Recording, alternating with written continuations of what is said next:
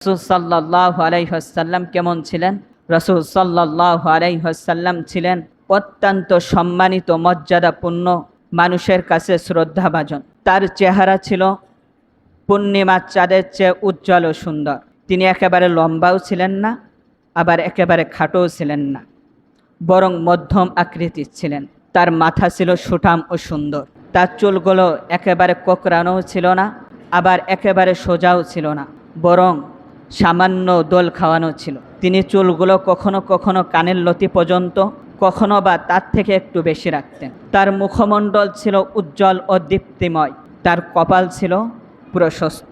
তার বুড়ো দুটি ছিল সামান্য বাঁকানো ও সুন্দর। দুই বুড়োর মাঝখানে সামান্য একটা রেখা ছিল, যেটা রাগের সময় স্পষ্ট হয়ে উঠত। তার নাক ছিল সুউচ্চ ও সুন্দর। নাকের উপর এমন এক ধরনের দীপ্তি ছিল, কোনো ব্যক্তি প্রথম দেখায় সেটিকে সুউচ্চ মনে করতেন।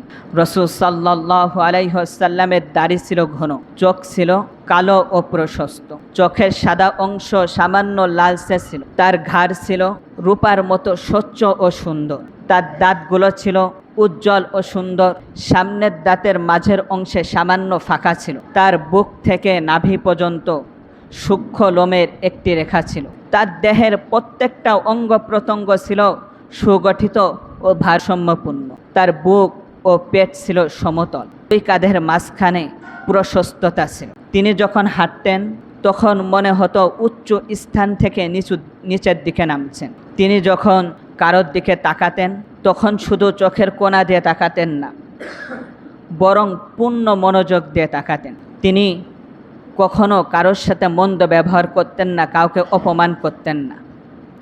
আল্লাহ তাআলার দেওয়া ছোট্ট থেকে ছোট্ট নিয়ামতকেও তিনি অনেক বড় করে দেখতেন, অনেক বড় করে দেখতেন আল্লাহ তাআলার সকল নিয়ামতকে। কোনো খাবার বা পানীয়কে তিনি কখনো নিন্দা করতেন না।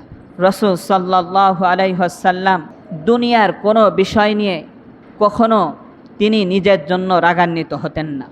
তবে আল্লাহর কোনো বিধান লঙ্ঘিত হলে তিনি আল্লাহর জন্য রাগান্বিত হতেন। তিনি কখনো নিজের জন্য কোনো প্রতিশোধ গ্রহণ করতেন না। কোনো ব্যক্তি যদি তার উপর জুলুম করত, অন্যায় করত, অবিচার করত, তবুও তিনি ব্যক্তিগতভাবে সেটার কখনো প্রতিশোধ গ্রহণ করতেন না।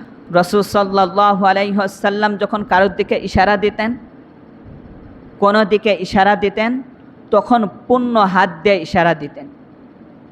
কোনো বিষয় বিস্মিত হলে হাত উল্টে দিতেন।